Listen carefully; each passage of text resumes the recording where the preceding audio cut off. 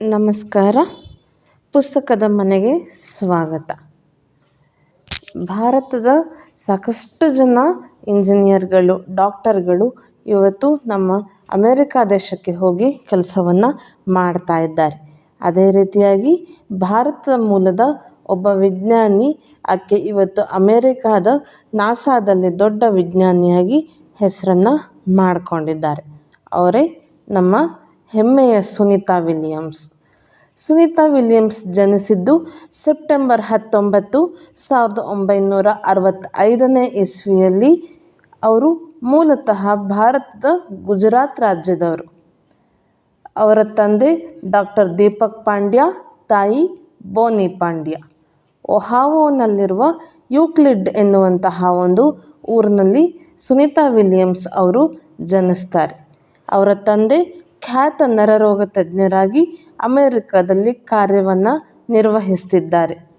ಇವರ ಪತಿ ಅಂದರೆ ಸುನೀತಾ ವಿಲಿಯಮ್ಸ್ ಅವರ ಪತಿ ಮೈಕಲ್ ವಿಲಿಯಮ್ಸ್. ಆರಂಭದಲ್ಲಿ ಇವರು ಇಬ್ಬರೂ ಕೂಡ ಹೆಲಿಕಾಪ್ಟರ್ನಲ್ಲಿ ಪೈಲಟ್ಗಳಾಗಿ ತಮ್ಮ ಒಂದು ವೃತ್ತಿ ಜೀವನವನ್ನು ಪ್ರಾರಂಭಿಸ್ತಾರೆ.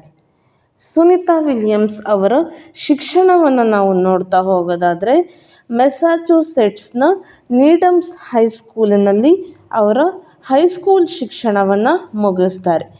1983ನೇ ಇಸ್ವಿಯಲ್ಲಿ ಪದವಿ ಶಿಕ್ಷಣವನ್ನು ಮುಗಿಸಿದರು.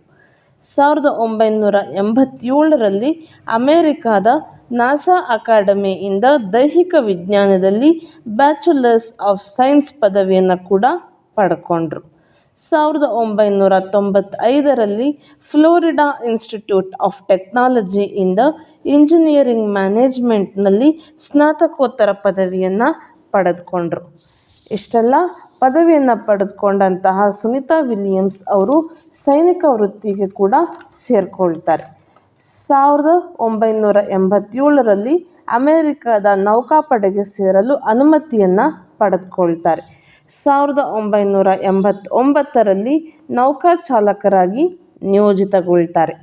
1993ರಲ್ಲಿ ನೇವಲ್ ಡೆಸ್ಕ್ ಪೈಲಟ್ ಸ್ಕೂಲ್ನಿಂದ ಪದವಿಯನ್ನು ಕೂಡ ಪಡ್ಕೊಳ್ತಾರೆ.